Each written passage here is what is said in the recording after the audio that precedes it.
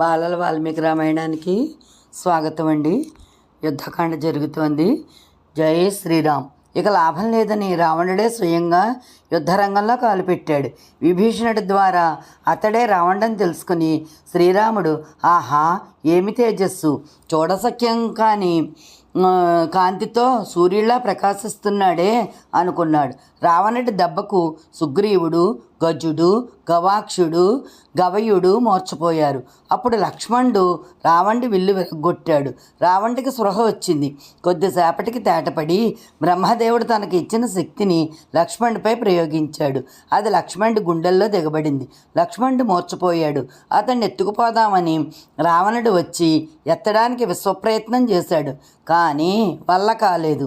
ఇంతలో హనుమంతుడు రావణుడిపై దూకి పిడిగుద్దులు గుద్దేసరికి రావణుడు గింగిరాలు తిరిగాడు.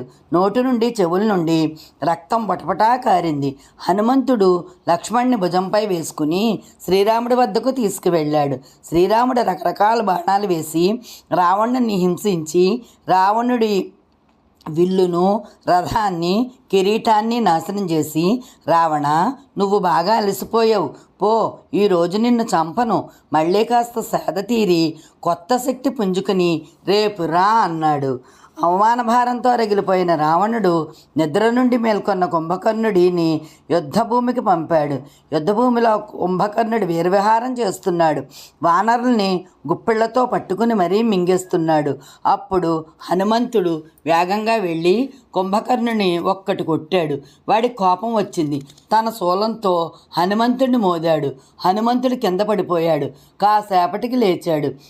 అంగదుడు కొట్టాడు. కుంభకర్ణుడు తిరిగి కొట్టాడు. అంగదుడు పడిపోయాడు. సుగ్రీవుడు కుంభకర్ణుడిని ఎదిరించి చివరికి అతడు కొట్టిన దెబ్బలకు స్పృహ తప్పాడు. కుంభకర్ణుడు సుగ్రీవుని ఎత్తుకుని లంక వైపు వెళ్ళాడు. కోటలోనికి ప్రవేశించగానే సుగంధ పరిమళాలతో కూడిన చల్లని గాలికి ఆ తాకిడికి సుగ్రీవుడికి మెలకువ వచ్చింది. వెంటనే కుంభకర్ణుని చెవులు, ముక్కు, చెక్కిళ్ళు అన్నింటినీ తన వాడి గోళ్ళతో రక్కి దంతాలతో కొరికి బాధించగా వాడి ముక్కు, చెవులు తెగి శరీరం రక్తంతో తడిసిపోయింది. కుంభకర్ణుడు కోపంతో సుగ్రీవుడిని నేలపైన విసిరివేశాడు. వెంటనే సుగ్రీవుడు రివ్వున ఆకాశానికి ఎగిరి శ్రీరాముణ్ణి చేరుకున్నాడు. కుంభకర్ణుడు తిరిగి యుద్ధభూమికి వచ్చాడు. దొరికిన వాళ్ళని దొరికినట్లు తినేస్తున్నాడు, చంపేస్తున్నాడు. వానర సైన్యాన్ని అల్లకల్లోలం చేస్తున్నాడు. వానర వీరులంతా వీరోచితంగా పోరాడుతున్నారు. శ్రీరాముడు వాయవ్యాస్త్రం, ఇంద్రాస్త్రం వేసి కుంభకర్ణుడి చేతులు ఖండించాడు. అర్ధచంద్రాకారంలో ఉన్న బాణం వేసి పాదాలు ఖండించాడు. కుంభకర్ణుడికి శక్తి తగ్గింది. అయినా దూకుడు తగ్గలేదు. తొడలతో దేకుతూ నోరు తెరిచి వస్తూనే ఉన్నాడు. ఈసారి శ్రీరాముడు ఇంద్రుడి ఇచ్చిన బాణం వేశాడు. ఆ బాణం కుంభకర్ణుని శిరస్సును ఖండించింది. తల ఎగిరి లంకానగర ప్రాకారాన్ని గుద్దుకుంది. మొండం ఎగిరి సముద్రంలో పడింది. వానరులు ఆనందంతో సింహనాదాలు చేశారు. తర్వాత త్రిశూరుడు, దేవాంతకుడు, నరాంతకుడు, అతికాయుడు అనే రావణుడి పుత్రులు యుద్ధానికి బయలుదేరారు. వాళ్ళు వీరస్వర్గం అలంకరించారు. ఇంద్రజిత్తు మళ్ళీ రంగప్రవేశం చేసి బ్రహ్మాస్త్రం వేశాడు. శ్రీరామలక్ష్మణులతో సహా వానర వీరులందరూ స్పృహ తప్పి పడిపోయారు. వినండి, బ్రహ్మాస్త్రాన్ని గౌరవించడం కోసమే శ్రీరామలక్ష్మణులు స్పృహ తప్పారు. అంతకు మించి ఏమీ లేదు, భయపడకండి అని అందరికీ వినిపించేలాగా చెప్తున్నాడు విభీషణుడు. హనుమంతుడు బ్రహ్మాస్త్రాన్ని గౌరవించి కదలకుండా ఉన్నాడు. యుద్ధభూమిలో తిరుగుతూ జాంబవంతుడు, విభీషణుడు కలుసుకున్నారు. అప్పుడు జాంబవంతుడు విభీషణ, హనుమంతుడు బతికే ఉన్నాడా అని అడిగాడు. విభీషణుడు ఆశ్చర్యపోతుంటే జాంబవంతుడు హనుమంతుడు బతికి ఉంటే సైన్యం మొత్తం మరణించినా అది బతికి ఉన్నట్లే, హనుమంతుడు మరణిస్తే సైన్యం అంతా బతికి ఉన్నా అది మరణించినట్లే అన్నాడు. మాటల్లోనే అక్కడికి వచ్చిన హనుమంతుడు జాంబవంతుడికి నమస్కరించాడు.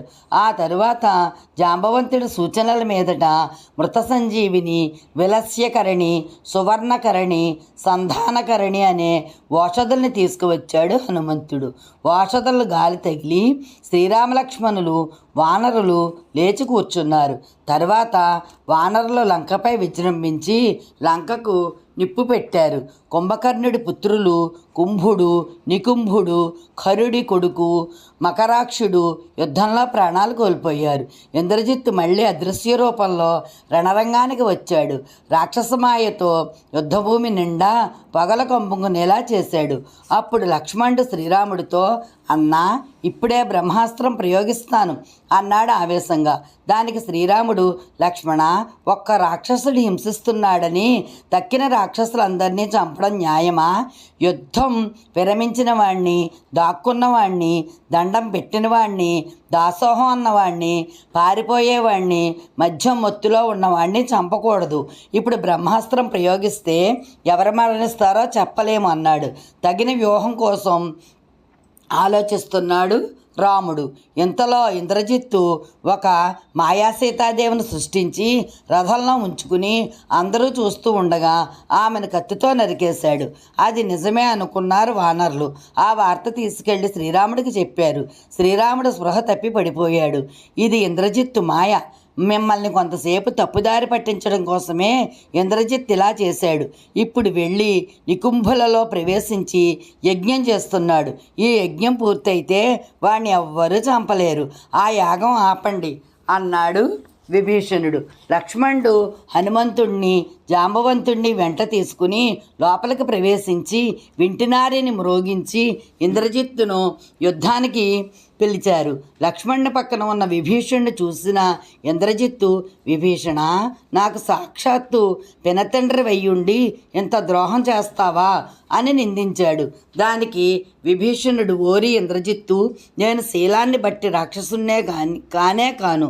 అధర్మ మార్గంలో వెళ్తున్న నా సోదరుణ్ణి విడిచిపెట్టేశాను. ధర్మ మార్గం వైపు నడుస్తున్నాను. పరుల్ని హింసించడం, పరధనాన్ని, పరదారని అపహరించడం ఇవన్నీ దుర్గుణాలు.